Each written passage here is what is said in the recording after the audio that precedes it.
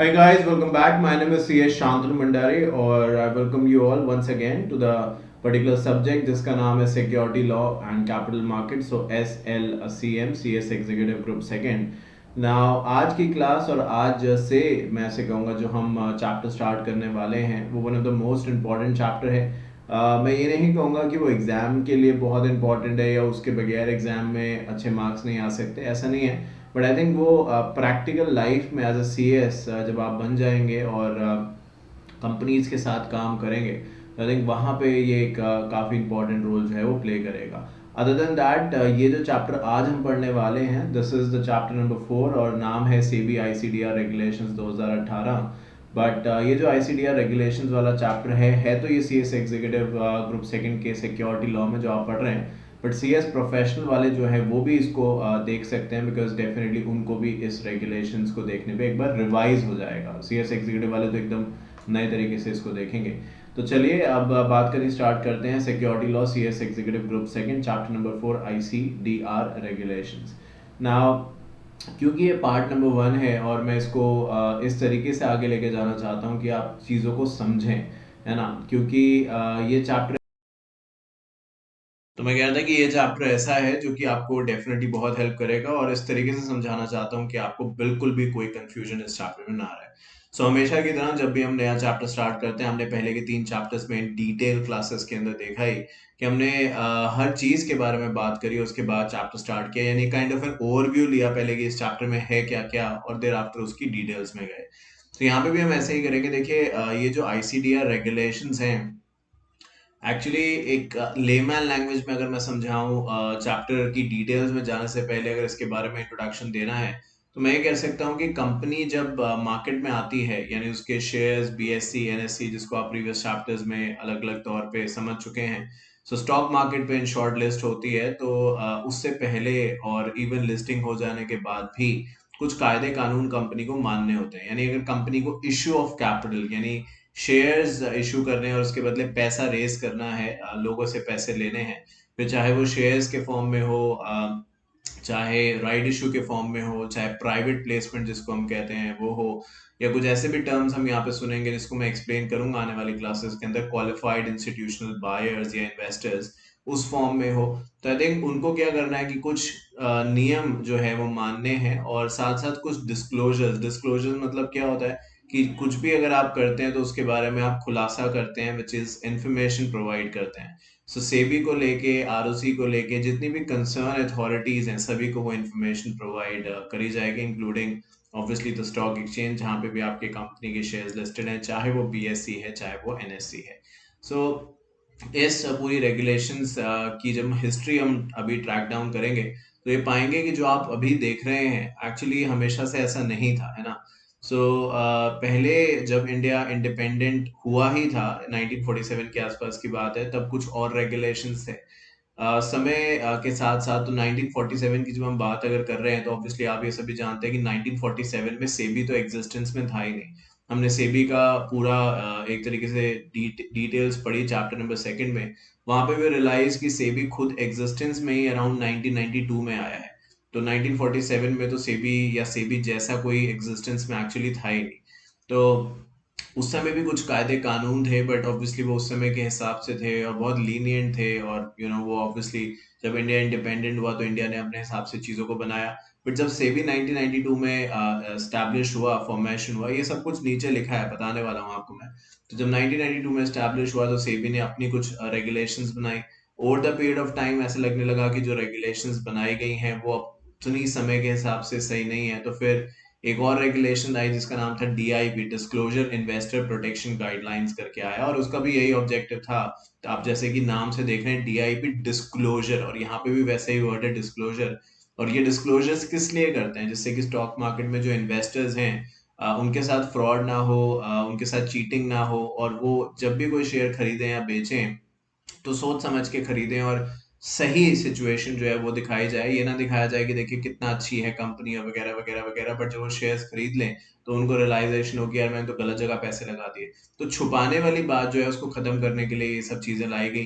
पर DIP जो guidelines थी उसको फिर रिवाइज किया गया, उसको हटा दिया गया और उसकी जगह जो सेबी की आईसीडीआर रेगुलेशंस हैं उनको लाया गया, वो 2009 में आई।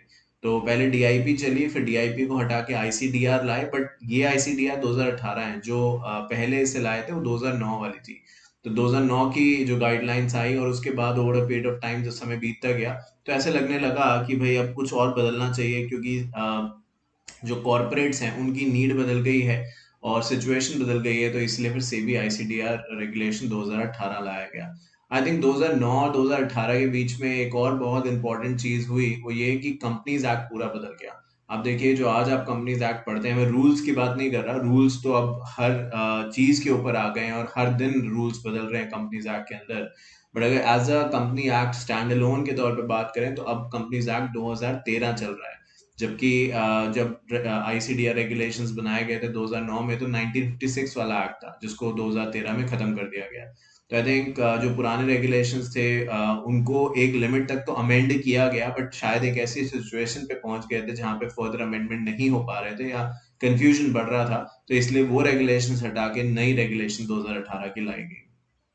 ये सभी कुछ नीचे है, कुछ भी इसमें रटने की जरूरत नहीं है और कुछ भी ऐसा नहीं है जो आपको आपको बहुत ही एग्जामिनेशन में लिखना पड़ेगा। सिर्फ एक ओवरव्यू है कि हम ये जो आज बात कर रहे हैं ये आखिरकार शुरुआत कहाँ से हुई। सो ऑल इन ऑल, जब भी कंपनी कुछ मार्केट से पैसा रेज करती है किसी भी नाम पे, उसको ये रेगुलेशंस का फुलफिलमेंट करना है। इस रेगुलेशंस के अंदर, ये इस चैप्टर के अंदर हम ये पढ़ेंगे कि एक IPO, FPO, right issue, preferential issue लाने की क्या फॉर्मेलिटीज हैं, कैसे आप काम करेंगे और क्या क्या डिस्क्लोजर्स आप प्रोवाइड करेंगे और कौन से रूल्स हैं जिनको आपको फुलफिल करना है अगर आप चाहते हैं कि आपकी कंपनी की जो लिस्टिंग है, जो हुई है या जो होने वाली है, वो हमेशा से बरकरार रहे, विच मीन्स हमेशा से चलती रहे, वो आगे समय तक डीलिस्ट ना हो, सेबी उसे डीलिस्टेड ना कर दे। तो आई थिंक ये सारी की सारी बातें हम आज यहाँ पे करेंगे, बट ऑब्वियसली जैसे जैसे आगे बढ़ेंगे और डिटेल में बातें समझ में आती रहेंगी। इस चीज के साथ एक बार आपको और याद दिला दूं, काफी बार याद दिला ही चुका हूं, बट इस चैप्टर में पहली बार याद दिला रहा हूँ कि देखिए, मेरा सजेशन आपसे ये है कि जो भी बात मैं आपको यहाँ पे बताऊं किसी भी चैप्टर में, नॉट ओनली दिस, मैं आपसे रिक्वेस्ट करूंगा कि थोड़ा बहुत आप साइड बाय साइड लिखते रहें, जो पहले 3 चैप्टर्स में भी मैंने आपको बीच बीच में याद दिलाया, रिक्वेस्ट करी है। तो यहाँ पे भी अगर आप ऐसे ही फॉलो करेंगे तो एग्जामिनेशन में आपको बहुत ईजी होने वाला है। और आइए बढ़ते हैं और बातचीत करनी शुरू करते हैं कि इस चैप्टर में आखिरकार है क्या। So let's get started with the chapter number 4, Security Law, CS Executive Group Second. So overview of SEBI ICDR Regulation 2018। मैंने यहाँ पे सिक्का इसलिए बनाया है, अब तो ये खैर आपको दिखता भी नहीं होगा, बट ऑब्वियसली पैसे रेज करने की बात है तो इसलिए मैंने इस तरीके का एक कटआउट लिया है। क्योंकि आपको पता है कि आजकल के ज़माने में जो कंपनी है उनकी फंडिंग की रिक्वायरमेंट दिन ब दिन बढ़ती जा रही है। मतलब उनके पास फंडिंग के सोर्सेज बहुत सारे ऑप्शंस हैं। आपका एक और इसी ग्रुप में सब्जेक्ट है ईबीसीएल, जिसको आप कहते हैं, बट उसके अंदर आई थिंक आप फॉरेन फंडिंग के परस्पेक्टिव, फेमा और उससे जुड़ी हुई बातें ज़्यादा करते हैं। तो कंपनीज को अब क्या है, पैसे की जरूरत है पहले से कहीं ज्यादा, क्योंकि कंपनी पहले से कहीं ज्यादा बड़े बिजनेस कर रही हैं, एक्सपेंशन कर रही हैं। ऑब्वियसली पहले से कहीं ज्यादा staff, highly qualified skill staff रख रही है, तो ये कहाँ से आएगा पैसा। तो आई थिंक कंपनी को जो रूट चाहिए पैसे इकट्ठा करने के लिए, उसी के लिए ये सब कायदे कानून बनाए गए हैं कि कंपनी लोगों से पैसा ले, प्रोवाइडेड वो ट्रांसपेरेंट हो और कंपनी कुछ भी गलत वादे ना करे। ठीक है, आइए पढ़ते हैं इंट्रोडक्शन की तरफ। तो कहते हैं कि मैनेजमेंट ऑफ पब्लिक इशू, अभी समझा दूंगा पब्लिक इशू क्या है, involves coordination of activities and cooperation of the number of agencies such as manager to the issue, underwriters, brokers, registrar to the issue, solicitor या legal advisors, printer, publicity advertisement agents, financial institutions, auditors and other government and statutory agencies such as ROC, SEBI, etc. The whole process of the issue of shares can be divided in two parts: pre-issue and post-issue. तो सबसे पहले I think जहां से जिसके लिए ये पूरी कहानी और पूरा पैराग्राफ है वो है पब्लिक इशू। पब्लिक इशू है क्या? जब आप लोगों से पैसा रेज करते हैं, दो वर्ड से बना है पब्लिक और इशू। तो जब आप लोगों को, जनरल पब्लिक को, है ना, एक तरीके से शेयर्स इशू करते हैं, उसको आप पब्लिक इशू कहते हैं। अब आगे आप देखेंगे जैसे डिटेल्स में जाएंगे कि इसको अलग अलग पार्ट्स में डिवाइड कर देते हैं, आईपीओ बोल देते हैं, एफपीओ बोल देते हैं। हाल फिलहाल में आई एम श्योर आपने आईपीओ का नाम बहुत सुना होगा कि कंपनीज स्पेशली 2021 के पोस्ट, मैं ऐसे बोलूंगा जून जुलाई के बाद, इतने भयंकर तरीके से आईपीओ आ रहे हैं, आईपीओ पे आईपीओ, आईपीओ पे आईपीओ, आईपीओ पे आईपीओ, मतलब हर हफ्ते आईपीओस आ रहे हैं, जिसको लेके काफी सारे लोगों के माइंड में डाउट भी है कि एक्चुअली सिक्योरिटी मार्केट में चल क्या रहा है, सेबी कैसे ये काम इतना जल्दी जल्दी कर रहा है। But on the other hand एक जगह इकोनॉमिक टाइम्स में खबर भी छपी थी कि पहले जिस चीज को, जिस आईपीओ को अप्रूव करने में सेबी को कुछ 200 दिन लगते थे अप्रोक्सीमेटली, आज वही काम सेबी जो है वो 60 दिन के अंदर कर रहा है अप्रोक्सीमेटली, बिकॉज द रीजन की रूल्स एंड रेगुलेशन जो है वो उतने ही रखे गए हैं जितने रिक्वायर्ड है। अननेसेसरी रूल्स एंड रेगुलेशन जो पहले हुआ करते थे उसको हटा दिया गया है, ये उस रिपोर्ट में लिखा है।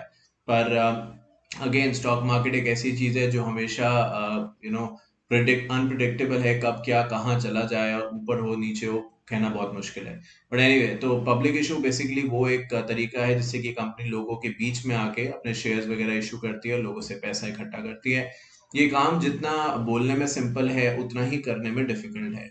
ना ही सिर्फ इसके अंदर काफी सारा डॉक्यूमेंटेशन वगैरह आपको देना पड़ेगा, क्योंकि अल्टीमेटली सेबी की जवाबदारी है। अगर कल कोई कंपनी पैसा ले लेती है और उसके बाद भाग जाती है, तो फिर लोग तो यही कहेंगे ना सेबी को कि भाई आपने अप्रूवल दिया था, तो आपने क्या सोच के अप्रूवल दिया था। I think on the other hand SEBI सब चीजों को वेरीफाई करता है, और जब भी पब्लिक इशू कंपनी लेके आती है, बहुत सारे लोगों का उसको सपोर्ट चाहिए। जैसे कि आप यहाँ पे देख रहे हैं अंडरराइटर्स, ब्रोकर्स, या लीगल फील्ड जो है, पब्लिसिटी, एडवर्टीजमेंट, प्रिंटर्स, बैंकर्स, है ना। तो बहुत सारे लोगों का कंपनी को सपोर्ट चाहिए। ये एक एक टर्म जैसे जैसे आगे बढ़ेंगे बात करेंगे, कुछ तो आप जानते भी होंगे इनमें से, इन चीजों के मतलब, बट बात हम करेंगे जैसे जैसे आगे बढ़ेंगे। तो इन सभी लोगों का सपोर्ट चाहिए, इससे पहले कंपनी आईपीओ या एफपीओ ला पाए। इसके अलावा यहाँ पे ये भी बताया गया है कि दो तरीके से ये पार्ट्स में डिवाइड हो सकती है ये एक्टिविटी, एक होगा प्री इशू और एक होगा पोस्ट इशू। आई थिंक मैंने प्रीवियस क्लासेस में भी बहुत बार इस चीज के बारे में क्लैरिफिकेशन दी है कि जो कंप्लायंस है ना, चाहे सेबी आईसीडीआर के हों, सेबी के हों, एससीआरए के हों, डिपॉजिटरी के हों, ये ऑन गोइंग है, ये कॉन्टिन्यूस है। मतलब ऐसा नहीं होता कि हमने एक बार आईपीओ ले आए तो हमने उस समय सब कुछ कर दिया और उसके बाद बस फिर अपने आप सब कुछ हो रहा है। नहीं होता अपने आप। हमें जितनी आईपीओ लाने से पहले मेहनत हमने करी है, कागज डॉक्यूमेंटेशन वगैरह बनाए हैं, आईपीओ आ जाने के बाद, कंपनी के शेयर लिस्ट हो जाने के बाद भी रेगुलरली हमें कंपनी की तरफ से सेबी को बहुत सारे डॉक्यूमेंटेशन भेजने हैं। आपने प्रीवियसली पढ़ा भी था, मैंने बताया भी था कि अगर नहीं करेंगे तो तमाम तरीके की पेनल्टीज हैं, फाइन्स हैं, इम्प्रिजमेंट है जो हो सकता है। तो इसी को प्री एंड पोस्ट इशू कहा गया है। इशू आने से पहले जो आप काम करेंगे ऑब्वियसली वो प्री इशू है। इशू आ जाने के बाद जो रेगुलरली सेबी को रिपोर्टिंग करेंगे, अलग अलग रिपोर्ट्स भेजेंगे, हर क्वार्टर में, हर 15 दिन में। आई थिंक हमने ये भी बात करी थी कि बोर्ड मीटिंग अगर होने वाली है कंपनी की और कंपनी लिस्टेड है, तो यहाँ पे जो भी हम बात करें प्राइवेट कंपनी से उसका कोई मतलब नहीं है, पब्लिक और लिस्टेड कंपनी से ही मतलब है। तो जो भी कंपनी, लिस्टेड कंपनी, उसकी बोर्ड मीटिंग होने वाली है, तो आपको सेबी को बताना पड़ेगा कि भाई इस तारीख को हमारी बोर्ड मीटिंग है। बोर्ड मीटिंग के अंदर क्या बात हुई है वो भी आपको बताना पड़ेगा। जैसी बोर्ड मीटिंग खत्म होगी उसके 15 मिनट के अंदर आपको बताना पड़ेगा सेबी को क्या बात हुई है। So this is post issue. जैसे इशू होने से पहले आपको सब कुछ करना है, इशू होने के बाद भी कुछ ना कुछ चलता ही रहेगा, ऐसे आप कह सकते हैं। ठीक है। बैकग्राउंड के तौर पे अगर हम बात करें, तो देखिए फ्रॉड दिन ब दिन बढ़ता ही जा रहा है। कहने के लिए जो ब्राइट साइड है जो अभी तक मैंने बता दी, वो ये है कि सेबी अपनी तरफ से अच्छा काम कर रहा है और रेगुलरली आप देख रहे हैं कि चेंजेस आ रहे हैं। बट फिर वही सवाल है कि इतना सब कुछ करने के बाद भी तमाम ऐसे स्कैम्स हैं जो अभी आप अपने फिंगर्स पे गिन सकते हैं, और आई थिंक 4-5 तो आप आराम से गिन ही लेंगे, शायद ज्यादा भी गिन लें, बट 4-5 तो आप गिन ही लेंगे। और स्पेशली आजकल क्या हो रहा है कि पहले का जमाना अलग था, पर अभी न्यूज़पेपर्स एंड टीवी इन पे पता नहीं कवरेज होती है कि नहीं, बट आजकल डॉक्यूमेंट्रीज बनती हैं, वेब सीरीज बनती हैं। जैसे आपने देखा होगा हर्षद मेहता स्कैम 1992। अभी उसके बाद नेटफ्लिक्स पे एक आई थी, उसका क्या नाम था, बिग बॉयज बिलेनियर, जिसमें विजय माल्या और सहारा का सुब्रत रॉय और ऐसे और भी केसेस थे, उनका पूरा स्कैम दिखाया। फिर मनी माफिया भी करके आई, जिसमें तेल की करके स्टैम्प पेपर घोटाला किया था, वो सब दिखाया गया। तो आई थिंक ये रेगुलेशंस जो हैं वो कहीं ना कहीं शायद रह जाते हैं, इसको आप लूप होल्स कहते हैं, इसकी वजह से फ्रॉड होता है। But over the period of time SEBI ने बहुत अच्छा काम किया, और उम्मीद करते हैं कि आगे आने वाले दिनों में और अच्छा होगा। बैकग्राउंड समझते हैं, जो अभी कुछ देर पहले आपको समझा भी रहा था। तो कहते हैं कि with the repeal of capital issue control act 1947, तो 1947 समझ रहे हैं ना, जो इंडिपेंडेंस का समय था। All guidelines, notification, circular, etc. issued by the office of the controller of the capital issue came defunct. Defunct मतलब cancel हो गए सारे के सारे। तो जब 1947 के अंदर एक कानून बनाया गया, बट जब सेबी बना ऑब्वियसली 1992 के अंदर, तो सेबी ने सबसे पहले पुराने कानून खत्म किए, वो कानून खत्म किए जो अब आउटडेटेड हो चुके हैं, और उनमें से एक था कैपिटल इशू कंट्रोल, जो कि 1947 में बना था। The SEBI was given the mandate to regulate the issuance of security, namely the Guidelines of Disclosure and Investor Protection, 1992. Later SEBI issued a compendium containing consolidated guidelines, circulars, instructions relating to the issue of capital effective from 27th January 2000. I'm sorry. उसके बाद आगे थोड़ा सा पढ़ते हैं, मैं समझाऊंगा। The कंपाउंडियम title SEBI DIP, जिसको मैं आपको कह भी रहा था, डिस्क्लोजर इन्वेस्टर प्रोटेक्शन, अभी समझाया भी था। Guidelines 2000 replaced the original guidelines issued in 1992 and clarified thereof. On the 26th August 2009, SEBI restricted DIP and notified ICDR regulations 2009. तो ये कुछ इस तरीके से हुआ कि 1947 जब सेबी बना 1992 के अंदर, तो सबसे पहले सेबी ने 1992 में बनने के बाद 1947 का जो कानून था, जिसको आपने यहाँ पे कैपिटल इशू कंट्रोल कहा है, उसको खत्म किया, क्योंकि बहुत पुराना था। मतलब कहाँ 1947, कहाँ 1992, बहुत पुरानी बात हो चुकी थी। तो सेबी जैसे ही बना, उसने पुराने कानून जो थे वो खत्म किए।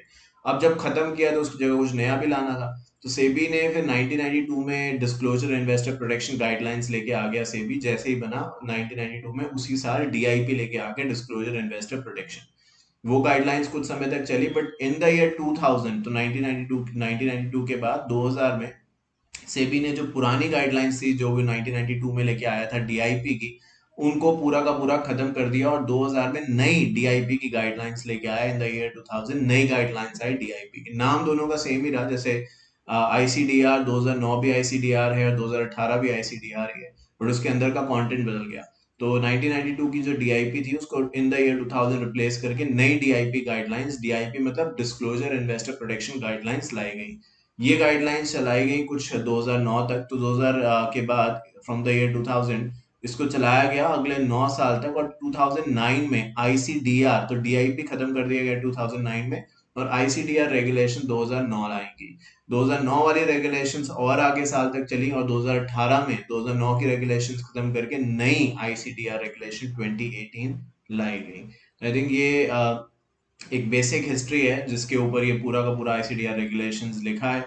और आई थिंक रीजन मैं इसका पहले ही समझा चुका हूँ अभी स्टार्टिंग में, कि भाई सिचुएशन और समय के साथ बहुत सारी चीजें बदलती हैं, तो वही आप देख रहे हैं। और अगर ऐसा नहीं होता तो सोचिए कितना ज्यादा इंडिया पीछे हो जाता, सिचुएशन और समय के साथ अगर बदलाव नहीं करेंगे। सेबी क्या, इंडिया क्या, अपने आप को ही देखिए। अगर आप पुराना कंटेंट पढ़ेंगे, या आप ऐसे देखिए कि आप अपडेटेड नहीं रहेंगे, क्या हो रहा है क्या नहीं चल रहा है, तो ऑब्वियसली आप भी आउटडेटेड हो जाएंगे। तो फिर चार लोगों के बीच में कोई बात करनी होगी तो पता ही नहीं होगा क्या बात करनी है। तो इसीलिए आई थिंक अपडेटेड रहना बहुत जरूरी है। ठीक है, इसके बाद यहाँ पे बात करी गई है प्राइमरी एंड सेकेंडरी मार्केट के। नीचे आएगा ये, बट थोड़ा सा बता देता हूँ। दो पार्ट्स में मार्केट डिवाइडेड है, एक है प्राइमरी और एक है सेकेंडरी। आई थिंक ये पिक्चर बहुत ही अच्छी और बहुत ही ब्यूटीफुली डिजाइंड है। प्राइमरी मार्केट वो मार्केट है जहाँ पे कंपनी इन्वेस्टर को शेयर इशू करती है, यानी जब कंपनी सबसे पहली बार अपना शेयर्स लेके आती है आईपीओ के तौर पे, वो प्राइमरी मार्केट में होता है, जिसमें कंपनी डायरेक्टली इन्वेस्टर को शेयर इशू करती है। That is primary market. जब एक बार कंपनी लिस्ट हो जाती है, और मान ली मैंने कंपनी एक्स वाई जेड, उसने शेयर्स दिए थे अलग अलग लोगों को, और मैंने भी आईपीओ में अप्लाई किया था और मुझे भी आईपीओ मिल गया, तो मैं शेयर होल्डर हो गया। अब कंपनी लिस्ट हो चुकी है और मेरे पास शेयर हैं, और पर मैं अपने शेयर अगर आपको बेच दूंगा, तो this will be called as क्या, this will be called as a secondary market. मतलब कंपनी को नहीं मैं अपने शेयर्स दे रहा, अब इन्वेस्टर के बीच में ट्रेडिंग स्टार्ट हो जाएगी। तो जब कंपनी एंड इन्वेस्टर आपस में डील करते हैं, यानी कंपनी पहली बार अपने शेयर इन्वेस्टर को देती है, that is primary market. And अगर एक इन्वेस्टर उन शेयर्स मिल जाने के बाद अपने शेयर्स दूसरे को ट्रांसफर करता है, बेचता है, that is called as secondary market. So यानी कंपनी एंड इन्वेस्टर के बीच की बात प्राइमरी है, दोनों इन्वेस्टर के बीच में परचेज एंड सेल हो रही है, that is called as secondary market. तो ये यहाँ पे कहा गया है। फिर कहता है between 2009 till date numerous amendment have been made to ICDR regulations, different types of offering to raise funds in the primary market, already बता दिया आपको क्या है primary market, have been introduced. Further, there have been changes in the primary in the market practice and regulatory environment over a period of time. A need was thus felt to review and realign ICDR regulations with these developments to ensure that they reflect the best practice and adopted globally. In view of the same, अभी मैं समझा दूंगा। In view of the same, SEBI constituted issue of capital and disclosure requirement committee under the chairmanship of Shri Prithvi Haldia in 2017 to review ICDR regulations. तो देखिए I think मैं बात बता चुका हूँ, बट फिर भी यहाँ पे लिखा गया है तो आपको याद दिला दूं कि 2009 में आईसीडीआर रेगुलेशन जो आ गई थी वो चल रही थी अभी। पर जैसे कि आप जानते हैं, मैंने स्टार्टिंग में भी कहा कि 2009 और 2013 के अंदर अंदर काफ़ी चीज़ें बदल क्या गई कि 2013 में पूरा कंपनीज एक्ट बदल गया। और जब आप कंपनी के तौर पे बात कर रहे हैं, जैसे हम कह रहे हैं आईसीडीआर के अंदर कंपनी कैसे पैसा लेगी, इसके बारे में जनरली बात है, क्या फॉर्मेलिटीज़ हैं। तो जब कंपनी का जो कानून था, जो कंपनी लॉ था, कंपनी एक्ट था, वो पहले 1956 था और अब बदल के 2013 हो गया। तो नॉर्मल सी बात है, जो आईसीडीआर रेगुलेशंस है उनको भी बदलने की जरूरत है, क्योंकि अ, बहुत सारे ऐसे सेक्शंस थे जो पुराने एक्ट में थे, नए में नहीं है। बहुत सारे सेक्शंस पुराने एक्ट में ऊपर नीचे थे, अब नए में, जैसे पुराने में कोई सेक्शन 5 था तो अब वो 15 है। फॉर एग्जांपल अगर मैं आपको बात करूं कि पहले सेक्शन 25 कंपनी के बारे में आप बात करते थे, नॉट फॉर प्रॉफिट कंपनी होती थी, तो आज भी एग्जिस्ट करती है, बट उसके सेक्शंस बदल गए सारे के सारे। तो आई थिंक उन चीजों को ध्यान में रखते हुए कुछ समय तक तो आईसीडीआर रेगुलेशंस को अमेंड किया गया कि नए एक्ट के हिसाब से, बट फिर 2017 में जो अभी हमने पढ़ा, ऐसा लगने लगा कि अब आईसीडीआर जो रेगुलेशन 2009 वाली है, समय आ चुका है कि उसको भी एक बार पूरा रिव्यू किया जाए और देखा जाए कि क्या उसको पूरे के पूरे बदलने की जरूरत है as per the companies act 2013। तो एक कमेटी बनाएगी और उस कमेटी का जो ऑब्जेक्टिव था वो ये था कि आईसीडीआर रेगुलेशन को रिलैक्स किया जाए। मैंने अभी आपको बताया कि पहले 200 दिन के आसपास लगते थे एक आईपीओ के अप्रूवल में, और यही से भी जो पहले 200 दिन लगाता था, आज कुछ 60 दिन के अंदर अप्रोक्सीमेटली आईपीओ अप्रूव कर रहा है। कैसे हो रहा है ये? क्योंकि रेगुलेशन जो है वो रिलैक्स कर दिए गए हैं। तो सबसे पहला ऑब्जेक्टिव यही था 2018 जब रेगुलेशंस बनाने वाले थे, कि इस बार की जो रेगुलेशंस है उनको इजी बनाया जाए, मतलब पढ़ने में समझने में इजी हो। उसके बाद कुछ ऐसा हो कि कुछ अगर मार्केट के अंदर चेंजेस आए तो डेफिनेटली इन रेगुलेशंस के अंदर वो इनपुट करे जा सके, बार बार इनको हर बार 2-2 3-3 साल में अमेंड करने की ऐसे जरूरत ना हो। और ये रेगुलेशंस कुछ ऐसे हो जो कि लोग समझ पाए, रिलाय कर पाए और इंटरप्रिटेशन इनकी क्लियर हो। कुछ बातें ऐसी होती हैं, कुछ कानून ऐसे होते हैं जो बड़ा कंफ्यूज करते हैं, मतलब उसके अंदर इतने एक्सेप्शंस होते हैं कि ये नहीं वो नहीं, ये नहीं वो नहीं। तो कहते हैं कि उनसे बचने की बात करी गई कि हम स्ट्रेट फॉरवर्ड चलेंगे, जो है वही कहेंगे, एक्सेप्शंस को कम से कम करने की बात कही गई। तो ये 3 ऑब्जेक्टिव थे जिसको ध्यान में रखते हुए आईसीडीआर के ऊपर एक कमेटी बनाई गई, और उस कमेटी ने वही किया जो उसको करना चाहिए था। उन्होंने कुछ पॉलिसी चेंजेस वगैरह सजेस्ट किए और उस चेंजेस को इनकॉर्पोरेट करके आईसीडीआर रेगुलेशन 2018 बना दी गई। कहते हैं the ICDR committee suggested certain policy changes. The recommendation of the committee were incorporated in the draft of the proposed ICDR in addition to the public consultation. The draft regulation along with the key policy changes were also forwarded to the Ministry of Finance, MCA, Reserve Bank of India for comments. तो जो committee ने अपनी बात कही, obviously अब committee की जो भी लोग थे उतने ही लोग के बेसिस पे तो फैसला नहीं लिया जा सकता, आरओसी से भी पूछना जरूरी है, क्योंकि कंपनीज का आप जानते हैं आरओसी रजिस्ट्रार है, तो जो कुछ होता है आरओसी के ऑफिस से ही होगा। सेबी एक तरीके का सिक्योरिटी मार्केट रेगुलेटर है जहां पे कंपनी ने लिस्ट करना है। आरबीआई से इसलिए पूछा गया क्योंकि पैसे का मामला है, जो कंपनीज है वो बाहर से भी फंडिंग लेती हैं, बाहर पैसा इन्वेस्ट भी करती हैं। तो जो भी कमेटी की रिकमेंडेशन थी वो सारी बड़ी बड़ी एजेंसीज को दिखाई गई, इन लोगों से पूछी गई, और उसके बाद डेफिनेटली इसके ऊपर कानून बना दिया गया जिसको सीबी आईसीडीआर रेगुलेशन 2018 का नाम दिया गया। ये यहाँ पे लिखा है। तो समझ में आया कि कैसे 1947 से 1992, फिर 2000, फिर 2009 और फिर 2018, ये एक आई थिंक एक एक टाइम फ्रेम है जिसके बेसिस पे ICDR regulations over the period of time बदली हैं। आईसीडीआर रेगुलेशन तो 2018 की है, इसके अंदर कुल मिला के 10, मुझे ऐसे कहना चाहिए कि 12 चैप्टर्स हैं जो आपके सामने हैं, और इन सभी चैप्टर्स के बारे में एक एक करके हमारी बात डेफिनेटली होगी। बट फिलहाल के लिए जो जहां तक आज हम रहने वाले हैं वो आईपीओ, राइट इशू, इसके बारे में जनरली थोड़ी सी बात हमारी होगी। तो आइए देखते हैं कि सबसे पहले टाइप्स ऑफ इशू में क्या रखा है। तो कहते हैं टाइप्स ऑफ इशू में primary market deals with the security which are issued for the to the public for the first time. मैंने कुछ ही देर पहले आपको प्राइमरी एंड सेकेंडरी मार्केट के बीच में डिफरेंशिएशन दिखाया था इमेज के जरिए, और चाहे तो रिवाइंड करके उसको देख लें, बट जो कहा था वही रिपीट कर देता हूँ। मैंने ये कहा था कि प्राइमरी मार्केट में सबसे पहली बार कंपनी अपने शेयर इन्वेस्टर को देती है, और जो डीलिंग होती है वो between the company and investor होती है।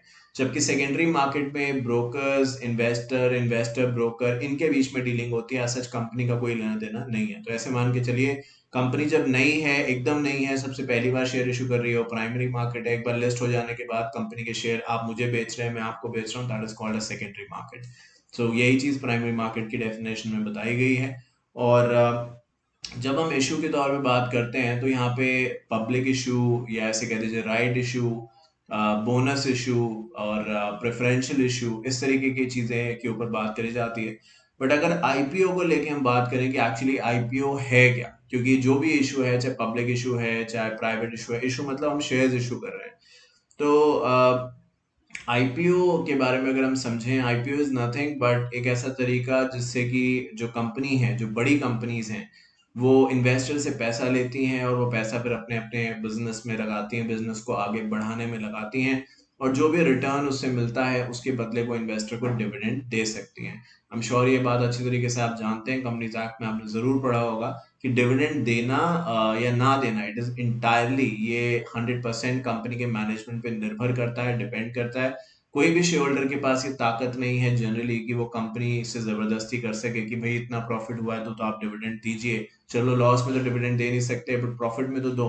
प्रॉफिट हुआ भी है तब भी कंपनी डिविडेंड देगी, और कितना देगी ये एक्चुअली कंपनी का मैनेजमेंट डिसाइड करेगा। सो आईपीओ एक ऐसा तरीका है जिससे कंपनी पैसा रेज करती है, तो कंपनी अपना हिस्सेदारी, अपने शेयर्स नॉर्मल इन्वेस्टर को बेचती है, और नॉर्मल इन्वेस्टर यानी मैं और आप उसके बदले कंपनी को पैसा देते हैं, और ऑब्वियसली कंपनी जो है वो फिर वो पैसा अपने अलग अलग बिजनेस ऑपरेशंस में लगाती है, जिससे वो ग्रो करती है, और फिर ऑब्वियसली कंपनी बड़ी होने के साथ और बड़ी बनती है, धीरे धीरे वो ऑल ओवर इंडिया शायद काम करना स्टार्ट करती है। अगर ऑल ओवर इंडिया है तो अपने नए बिजनेस में पैसा लेके आती है, जिसको डाइवर्सिफिकेशन कहते हैं।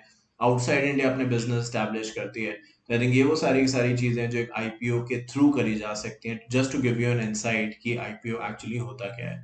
सो आप यहाँ पे एक देख सकते हैं कि किसी बंदे ने पैसे लगाए हैं, और प्राइवेट ओनर होने के नाते उसने पैसे लगाए स्टॉक मार्केट में, और डेफिनेटली फिर पब्लिक कंपनी बन, पब्लिक कंपनी में सभी को ओनरशिप मिल गई, और शेयर होल्डर्स जो होते हैं आप जानते हैं उनको ओनर्स कहा जाता है। वो एक तरीके की कंपनी के मालिक हैं, जो डायरेक्टर्स हैं, they are called as the hands in the brains of the company, but share holders are called as the owners. I think ये एक बेसिक ओवरव्यू है आईपीओ क्यों लाया जाता है उसके बारे में। बात अगर करते हैं आईपीओ के बारे में फर्दर, तो कहते हैं initial public offer means an offer of specified security by unlisted issuer for to the public for subscription. In order to qualify for the IPO, the offer of security must be unlisted issuer, and such an issue shall be made to the public and not to the existing shareholders of the unlisted issuer. देखिए जब हम IPO की बात कर रहे हैं, IPO की full form सभी को पता है, initial initial public offer. Initial English का वर्ड है, और उसका मतलब ये है कि सबसे पहली बार, इनिशियली है ना, कोई भी चीज सबसे पहली बार आप करते हैं तो उसको जनरली आप इनिशियली का नाम दे सकते हैं।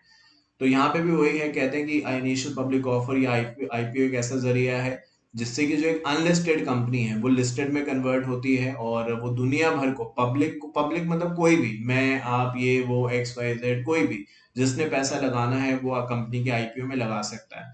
तो कहते हैं आईपीओ एक ऐसी चीज है जिससे कि जो एक अनलिस्टेड कंपनी है वो अपने आप को लिस्टेड के तौर पे कन्वर्ट करती है।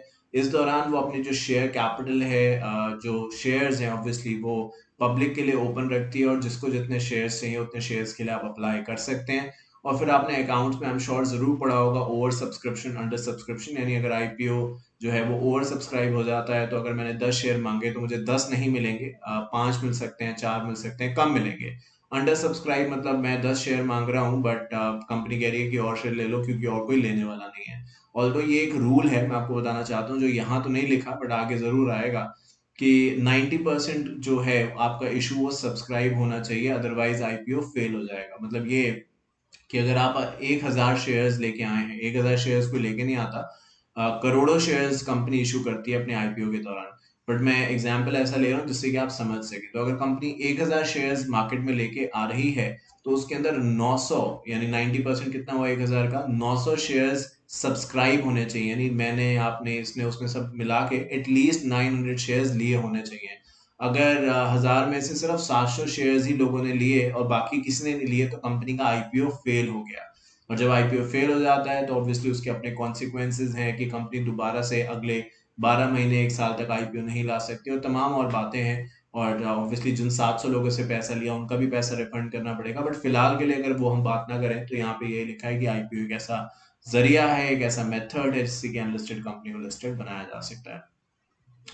Further public offer means an offer of specified security by the listed issuer to the public for subscription। एक है आईपीओ जो अभी हम बात करके आए हैं, उसके बाद फर्दर स्टेज है एफपीओ। देखिए आईपीओ आप खुद ही समझ रहे हैं कि पहली बार कंपनी ने पैसा रेज किया, but as per the law, as per the rules ऐसा नहीं है कि कंपनी एक ही बार पैसा रेज कर सकती है। कंपनी जितनी बार चाहे उतनी बार पैसा रेज कर सकती है, प्रोवाइडेड जो नियम कानून है उनको कंपनी कंप्लाई करे। तो यही चीज यहाँ पे कही गई है कि कंपनी ने एक बार आईपीओ के जरिए पैसा रेज किया और उसको लगा कि उसे और पैसे की जरूरत है, तो एफपीओ ला सकती है। अब आईपीओ नहीं, आईपीओ आईपीओ तो क्या है, इनिशियल इनिशियल कोई भी चीज है तो वो एक ही बार होगी, बार बार थोड़ा आप उसे इनिशियल का नाम देंगे। तो कंपनी एक बार आईपीओ ला चुकी है, जब दोबारा तिबारा 4 बार 5 बार 6 बार 7 बार, मतलब एक बार के बाद फर्स्ट टाइम के बाद कभी भी कंपनी को पैसे की जरूरत पड़ेगी तो वो पब्लिक इश्यू ला सकते हैं। बट इस बार पब्लिक इश्यू को वो नाम देंगे FPO, which is further public offer. यानी फर्दर मतलब एक बार चीज आ चुकी है उसके बाद जब आप दोबारा से पब्लिक इशू ला रहे हैं, that is called as further public offer, और इसके जरिए भी कंपनी लोगों से पैसा ले सकती है। अब ये समझिए ना कि कंपनी तो पैसा लेना चाहती ही है, ये ठीक है, बट कंपनी को कोई पैसा देने वाला होना भी तो चाहिए। कंपनी अगर एफपीओ लेके आ रही है, वो लाती रहे जितने मर्जी एफपीओ लाने हैं, बट अगर लोग उसके शेयर्स में पैसा ही नहीं लगाएंगे तो आईपीओ लाए एफपीओ लाए क्या फर्क पड़ता है, वो तो फेल ही होना है। तो वही कंपनी जिसकी क्रेडिटेबिलिटी अच्छी है, अगर मैंने एक बार आपसे पैसा लिया आईपीओ के जरिए और डिविडेंड नहीं दिया, मैं कंपनी हूँ, आप लोगों ने मुझ पे इन्वेस्ट किया, ठीक है, और मैंने डिविडेंड किसी को नहीं दिया, तो आप अगली बार मेरा शेयर शायद नहीं लोगे कि भाई पहले वाला मैंने लिया था, ना शेयर बढ़ रहा है ना डिविडेंड मिल रहा है, तो क्या फायदा। कंपनी में लोग इसीलिए तो इन्वेस्ट करते हैं स्टॉक मार्केट में कि उनको फायदा हो सके। अब यहाँ पे फायदा दो तरीके से हो सकता है कि शेयर आपने 50 रुपए का लिया तो चलो 55 रुपए हो गया, 60 हो गया और बढ़ गया, वो भी नहीं हो रहा, ना मैं डिविडेंड दे रहा हूँ, तो फिर मेरे पे पैसे लगाने का क्या फायदा है कि नहीं।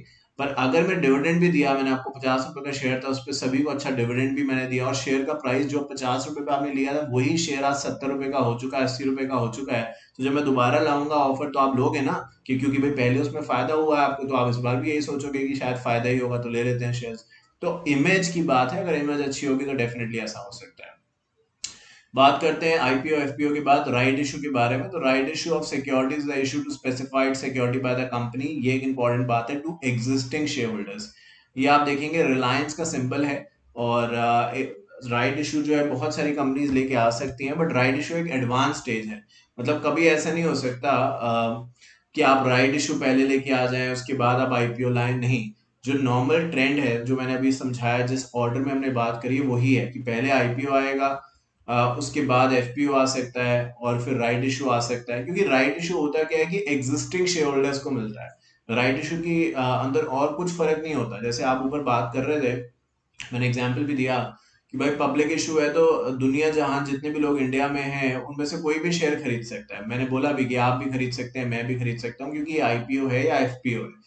बट राइट इशू के अंदर कंपनी अगर राइट इशू लेके आ रही है तो मैं और आप शेयर्स तभी और ले सकते हैं उस कंपनी के जब हम उसके एग्जिस्टिंग शेयर होल्डर्स हो, यानी हमारे पास अगर पहले से शेयर्स हैं तो ही हम उस कंपनी के शेयर्स खरीद सकते हैं। अगर हमारे पास पहले उस कंपनी के कोई शेयर नहीं है, राइट इशू कंपनी ला रही है, तो हम राइट इशू में पैसा लग चाह के भी नहीं लगा सकते, क्योंकि राइट इशू के अंदर जो एलिजिबिलिटी है वो उन्हीं लोगों की है जिनके पास कंपनी के ऑलरेडी एग्जिस्टिंग तौर पे शेयर्स हैं। तो ये एक इंपॉर्टेंट बात है जो राइट इशू के साथ एसोसिएटेड है। अभी तो हम सिर्फ एक डेफिनेशंस के तौर पे बातचीत कर रहे हैं, जब आगे जाएंगे तो इन सब का प्रोसेस भी समझेंगे कि भाई राइट इशू के तौर पे आपको इशू लाना है तो क्या डॉक्यूमेंट्स फाइल करने हैं, कितने दिनों में, कहाँ पे, एक्सेट्रा, ऐसा बात करेंगे। बात करते हैं आगे प्राइवेट प्लेसमेंट। तो कहते हैं private placement refers to the issue where an issuer makes an issue of security to selected group of person not exceeding 2000। So private placement और कुछ नहीं है जहाँ पे कंपनी शेयर्स ऑफर करती है, बट ऐसे नहीं करती कि कोई भी, जैसे हम ऊपर बात कर रहे थे कि आप, मैं, XYZ कोई भी शेयर्स ले सकता है, नहीं। कंपनी कुछ ही चुनिंदा लोगों को शेयर ऑफर करती है जो कि मैक्सिमम 200 लोग हो सकते हैं। देखिए क्या है कि शेयर होल्डर से पैसा लेना तो आसान है, ठीक है, जैसे कि बैंक से लोन लेना तो आसान है, बट अगर आप बैंक की ईएमआई नहीं भरेंगे तो वही लोन जो आपकी खुशी का रीजन था, जब लोन मिला था तो खुशी हुई थी कि चलो ये खरीद लूंगा वो खरीद लूंगा या ये खर्चे इससे निपट जाएंगे, जब लोन नहीं दिया जा रहा तो वही खुशी की जो वजह थी वही दुख में बदल जाती है। होता है कि नहीं होता। तो यहाँ पे भी ऐसा ही है कि आपने डेफिनेटली ज्यादा ज्यादा बहुत सारे शेयर होल्डर से पैसा लिया, तो भूलिए मत, भले हम यहाँ पे वो बात नहीं कर रहे कि एजीएम होगी, एनुअल जनरल मीटिंग होगी, कंपनी की हर छोटी से छोटी बारीक से बारीक डिटेल्स आपको शेयर होल्डर्स को बतानी है। और उनमें से बहुत सारे शेयर होल्डर्स हो सकते हैं जो बिना मतलब के सवाल रेज करेंगे, पर आप मना नहीं कर सकते क्योंकि आपको जवाब देना पड़ेगा, आपने पैसा लिया है। क्योंकि हम ये तो कभी नहीं कहते कि भाई जिसने एक शेयर लिया है उसकी बात का जवाब हम नहीं देंगे, जिसने 100 शेयर लिए उसकी बात का जवाब देंगे, ऐसे तो कोई कानून है नहीं। एक लिया हो शेयर या 10 लिया हो, अगर क्वेश्चन एजीएम में पूछा है तो डायरेक्टर को, कंपनी सेक्रेटरी को जवाब तो देना ही पड़ेगा। तो कहने का मतलब ये है कि अगर हजारों शेयर होल्डर आप रखते हैं, हजारों लाखों शेयर, तो उतने सवाल भी उम्मीद है आपके पास आएंगे और उतने लोगों का प्रेशर भी आप पे बनेगा। होता है कि नहीं, एक्सपेक्टेशंस जिसको हम कहते हैं। बट अगर हमने लिमिटेड लोगों को ही दिया है और शेयर और जान पहचान के लोगों को दिया है, तो आई थिंक प्रेशर उतना शायद नहीं बनेगा। दूसरी बात ये कि आई थिंक जब हम ये 200 लोगों की बात कर रहे हैं, ये वो लोग होंगे जिनके पास काफी पैसा है। अल्टीमेटली ऑब्जेक्टिव क्या है, आईपीओ हो, एफपीओ हो, राइट इशू हो, प्राइवेट प्लेसमेंट हो, ऑब्जेक्टिव क्या, ऑब्जेक्टिव है लोगों से पैसा लेना, है ना, यही ऑब्जेक्टिव है ना। In the end of the day मुझे 100 रुपए चाहिए। अब चाहे मैं आईपीओ से इकट्ठा करूं चाहे एफपीओ से इकट्ठा करूं, मतलब इनकी मॉडलिटीज अलग अलग हैं, बट अल्टीमेटली 100 रुपए इकट्ठा हो रहे हैं ना। तो प्राइवेट प्लेसमेंट से भी अगर मैं 100 रुपए इकट्ठा कर रहा हूँ और 10 लोग ही वो पैसा दे दे रहे हैं, एज कम्पेयर टू जो मैं आईपीओ में इकट्ठा कर रहा था तो 100 लोग आ रहे थे मेरे पास, तो 10 लोगों को मैनेज करना ईजी है ज्यादा। तो प्राइवेट प्लेसमेंट वो जरिया है जहां पे आप कम लोगों से पैसा रेज कर सकते हैं, लाइक मैक्सिमम 200 लोग ही आपको यहाँ पे पैसा दे सकते हैं। अगर 200 के बियॉन्ड आप जाएंगे तो आपको आईपीओ लाना पड़ेगा। बट यहाँ पे वो जो 200 लोग होते हैं वो काफी पैसा इन्वेस्ट करते हैं, तो आपका काम बन सकता है। बट ऑब्वियसली अगर आप बहुत बड़े स्केल पे पैसे रेज करना चाहते हैं, करोड़ों अरबों रुपए में, तो इन दैट केस आपको आईपीओ ही लाना पड़ेगा। तो ये यहाँ पे लिखा गया है। पहले प्राइवेट प्लेसमेंट की जो लिमिट थी वो 50 लोग की थी, अब बढ़ा के उसको 200 कर दिया गया है। सो प्रेफरेंशियल अलॉटमेंट जो नेक्स्ट टॉपिक है, कहते हैं refers to the issue where a listed issuer issues shares of convertible securities to selected group of person in terms of the provision of chapter 5 of ICDR regulations. It is also called as preferential allotment. The issuer is required to comply with the various provisions which include pricing, disclosure, notice, in addition to the requirements specified in Companies Act 2013.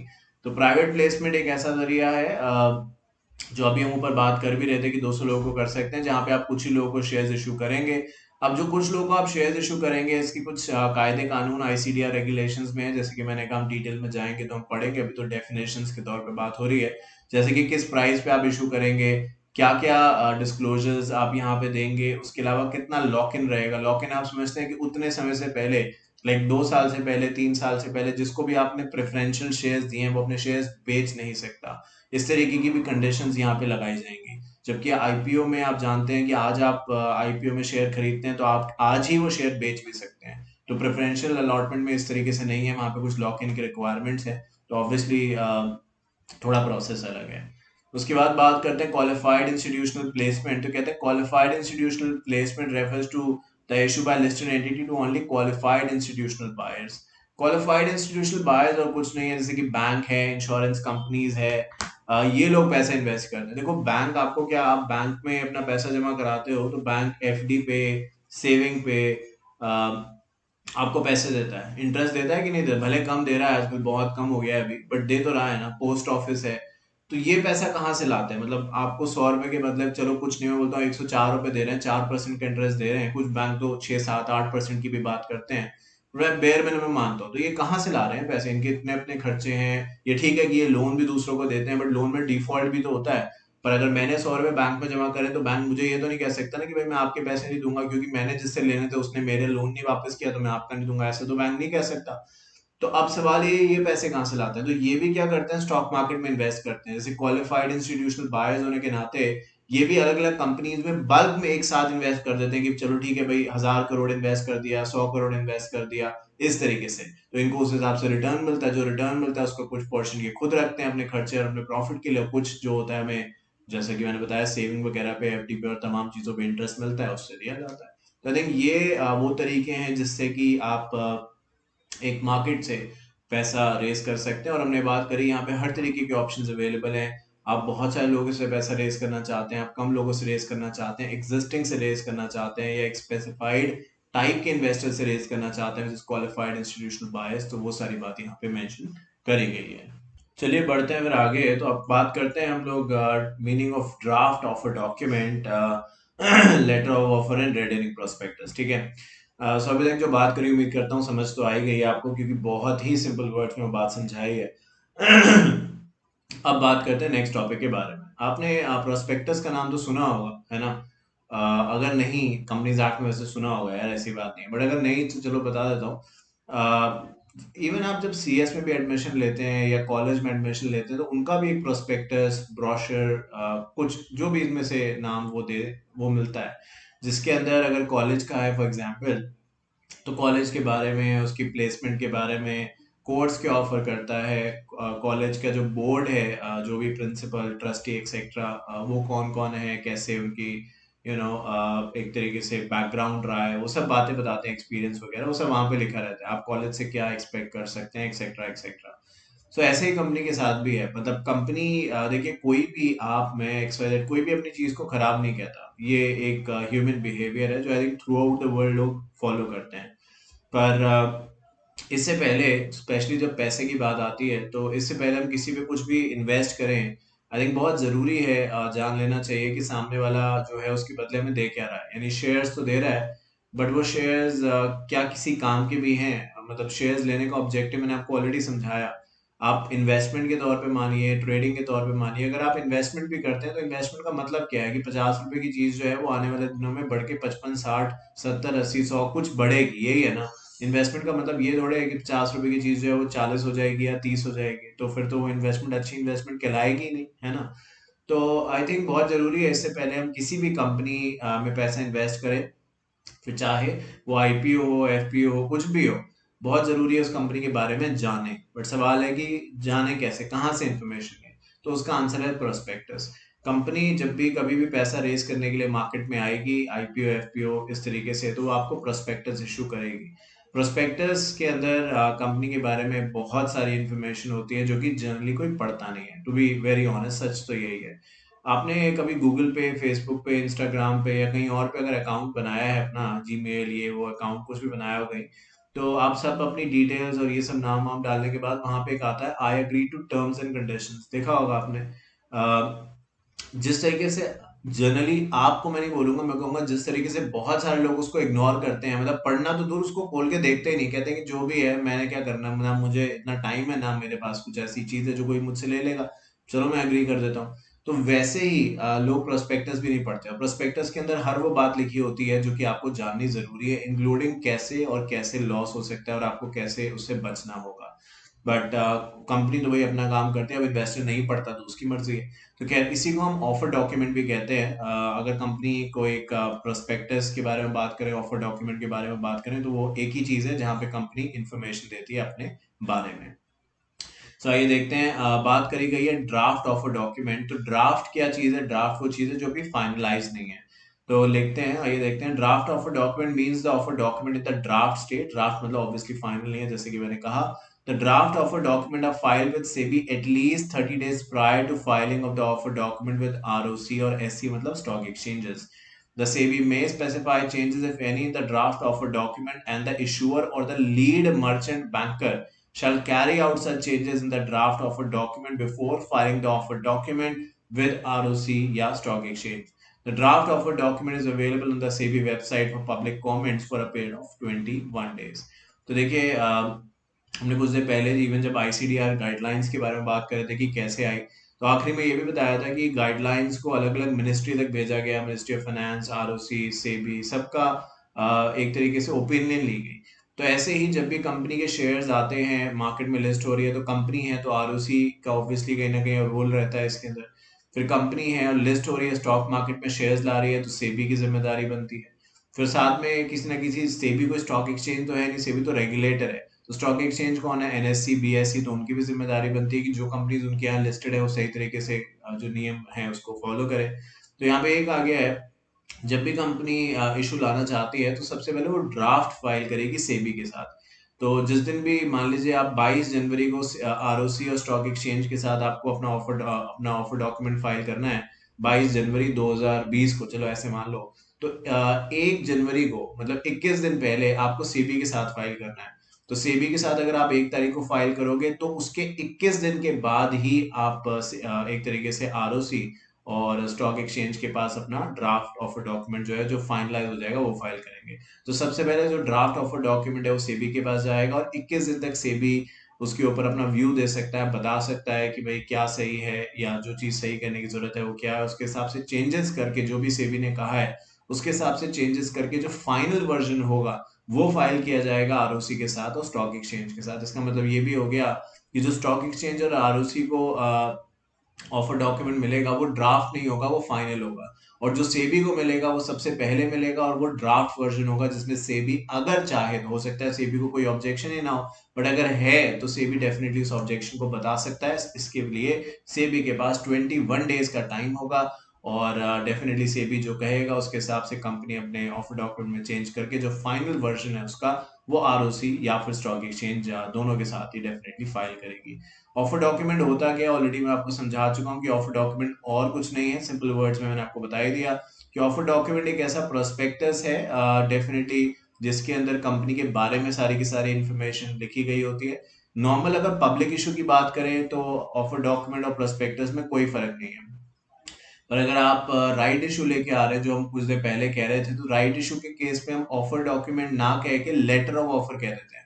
मतलब फर्क कुछ नहीं है ऐसा, मतलब होता है ना बहुत बार इंग्लिश में, मैंने शायद पहले भी ये वर्ड आपसे यूज किया था, एंटेनिम्स होते हैं, सिनोनिम्स होते हैं, एक ही वर्ड के अलग अलग और मीनिंग्स बन सकते हैं। तो आई थिंक वही चीज यहाँ पे है कि जब आप पब्लिक इशू यानी आईपीओ एफपीओ लेके आ रहे हैं तो आप यही कहेंगे कि भाई हम प्रोस्पेक्टस फाइल कर रहे हैं या ऑफर डॉक्यूमेंट फाइल कर रहे हैं। बट जब आप राइट इशू लेके आएंगे, राइट इशू आप ऊपर पढ़ चुके हैं कि एग्जिस्टिंग शेयर होल्डर्स को किया जाता है, तो आप प्रोस्पेक्टस का नाम ना देके लेटर ऑफ ऑफर का नाम देंगे। बट दोनों के अंदर आई थिंक सिमिलैरिटी रहेगी क्योंकि कंपनी अपने बारे में बताएगी। पर राइट इशू के अंदर क्योंकि आप लेटर ऑफ ऑफर लेके आ रहे हैं और जो राइट इशू की डेफिनेशन है आप जानते हैं कि एग्जिस्टिंग शेयर होल्डर्स को वो चीज ऑफर करी जाती है। तो मुझे नहीं लगता है कि एग्जिस्टिंग शेयर होल्डर्स को हर बार बताने की जरूरत है कि कंपनी क्या है, कंपनी क्या है। जो पहली बार कोई आएगा, जैसे जिस दिन मैंने पहली बार ये क्लास स्टार्ट करी थी, चैप्टर 1 आपको पढ़ाया था, उस दिन अपने बारे में बताया, ऐसे वैसे कुछ और भी चीजें बताई, बट हर क्लास में वो थोड़े बता रहा हूँ मैं, क्योंकि अब तो वो आप जान चुके हैं ना, इतनी क्लासेस अपने साथ में बता चुके हैं तो जान चुके हैं। यही राइट इशू के साथ भी है। जो राइट इशू है वो किसको मिलता है, एग्जिस्टिंग शेयर होल्डर्स को। एग्जिस्टिंग शेयर होल्डर्स तो कंपनी के साथ जुड़े हैं तो जानते ही हैं कंपनी के बारे में, बट कोई और नई चीज जो है जो कंपनी एड ऑन पे बताना चाहती है, कुछ ऐसे पॉइंट जो पहले के मुकाबले बदल चुके हैं उसको कंपनी बताना चाहती है, तो वो लेटर ऑफ ऑफर में बता सकती है।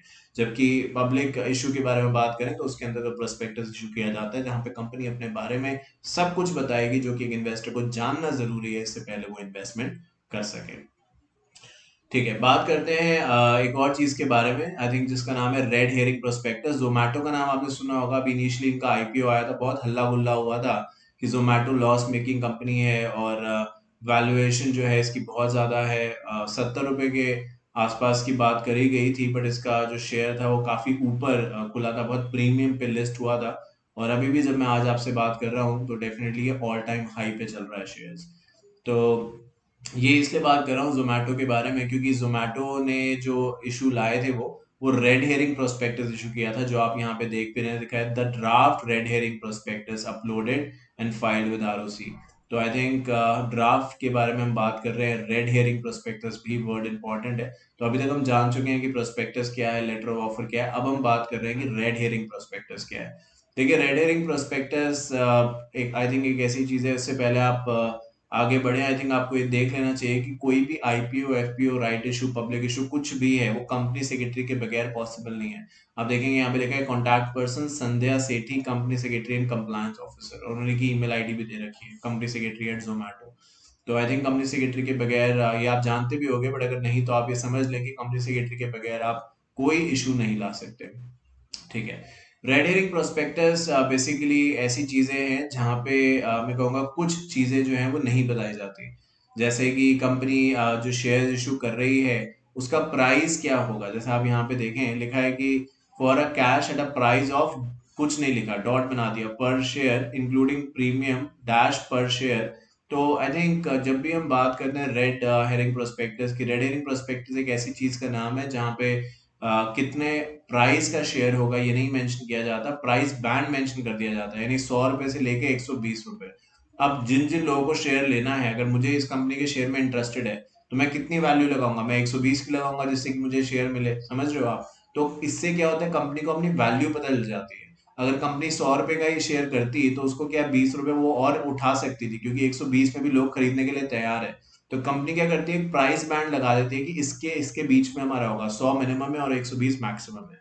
अब ऑब्वियसली अगर जो लोग एप्लीकेशन देंगे, कंपनी उसी को शेयर देगी जिसने 120 कोट किया है। अगर मैं आप मान लीजिए बहुत सारे लोगों की एप्लीकेशन 120 की आई, कंपनी ने 100 शेयर इशू करने हैं, ठीक है, 200 लोग आते हैं कंपनी के शेयर, यानी ओवर सब्सक्राइब हो गया ये। अब ओवर सब्सक्राइब हो गया तो कंपनी सबसे पहले शेयर किसको देगी? जिसने 120 रुपए लगाए हैं। 100 रुपए वाले को सबसे बाद में मिलेंगे शेयर, हो सकता है ना भी मिले। तो आई थिंक वो प्राइस बैंड इसके अंदर रहता है। नॉर्मल प्रोस्पेक्टस में क्या होता है कि अमाउंट लिखा होता है कि ये शेयर 100 रुपए का है, 200 रुपए का है, इतने रुपए का है। बट रेड हेरिंग के अंदर बहुत सारी चीजें अनक्लियर होती हैं और बाद में एग्जैक्ट जाके पता चलता है जब अलॉटमेंट का स्टेटस आता है। तो इसके अंदर प्राइस बैंड मेंशन होता है और वो एक रेंज रहती है, स्लैब रहता है कि 100 से 120 या कुछ भी हो सकता है। ये मैं एग्जांपल ले रहा हूँ।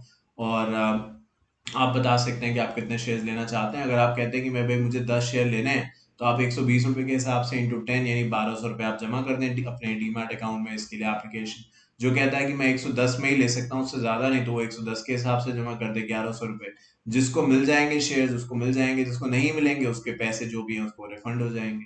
क्योंकि इसके ऊपर भी कायदे कानून है, आपने पहले पढ़ा भी था शायद, कि अगर कंपनी ने लोगों से पैसे ले लिए और उसके बाद उनको शेयर्स नहीं दिए, क्योंकि शेयर ओवर सब्सक्राइब हो गया, तो ऑब्वियसली सबको शेयर्स नहीं मिल पाए, तो कंपनी को वो पैसे रिफंड करने हैं। और अगर कंपनी ने देरी करी रिफंड करने में, तो इंटरेस्ट के साथ वो पैसा रिफंड होगा। तो आइए देखते हैं। कहते हैं red herring prospectus is a prospectus which does not have either the price और the number of shares being offered. This means that in case price is not disclosed, the number of the shares in the upper and the lower bands are disclosed. ये already बता चुका हूँ। upper and lower band यानी 100 रुपए was the lower band, 120 is the upper band. On the other hand, an issuer can state the issue size and the number of the shares can be determined later. तो यहाँ पे आप ऐसे मान के चलिए, आपके सामने देखिए पूरा ही एक रेड हेरिंग प्रोस्पेक्टस का एग्जाम्पल है, लाइव एग्जाम्पल है। तो ऐसा भी हम नहीं कह सकते कि हमें पता नहीं चल रहा कि किस तरीके का क्या होता है। दिखा दिया आपको, आप पढ़ भी लेंगे तो आप इससे ही मान जाएंगे, समझ जाएंगे कि कंपनी यहाँ पे ये नहीं बताती कि वो कितने शेयर्स इशू कर रही है, किस प्राइस पे इशू कर रही है। ये बता सकती है कि टोटल वो 5,000 करोड़ रेस करना चाहती है। बट 5,000 करोड़ के अंदर 50 रुपए का एक शेयर होगा या 500 का शेयर होगा, ये यहाँ भी नहीं पता चलता, ये बाद में पता चलता है। सो रेडिंग प्रोस्पेक्टस के अंदर प्राइस पेड पर शेयर जो है वो नहीं मेंशन रहता, उसके लिए प्राइस स्लैब मेंशन रहता है जो मैंने आपको समझाया। और नंबर ऑफ शेयर्स नहीं मेंशन रहते, उसकी जगह मेंशन रहता है टोटल अमाउंट जो कंपनी रेज करना चाहती है। जैसे कि मैंने बताया, कंपनी कह दे फॉर एग्जांपल, चलिए छोटा एग्जांपल लेते हैं, कंपनी कह दे, ये एग्जांपल है सिर्फ, कि वो टोटल 50,000 शेयर 50,000 रुपए लोगों से लेना चाहती है। मैं एग्जांपल, इतना तो कोई नहीं लेता, 5,000 करोड़, 6,000 करोड़ ऐसे लोग लेते हैं, मैं एग्जांपल ले रहा हूँ। अब 50,000 के अंदर तो ये भी हो सकता है कि 500 रुपए का एक शेयर हो और 100 रुपए पर शेयर की वैल्यू हो। ये भी हो सकता है 50 रुपए का एक शेयर हो, है कि नहीं? तो वो बाद में पता चलेगा। एग्जैक्ट ये बता दिए कि इतने पैसे हम लेंगे, अब कितने का शेयर है और क्या वैल्यू है ये बाद में पता चलेगा। तो इस तरीके की चीजों को आप रेडिंग प्रोस्पेक्टस का नाम देते हैं।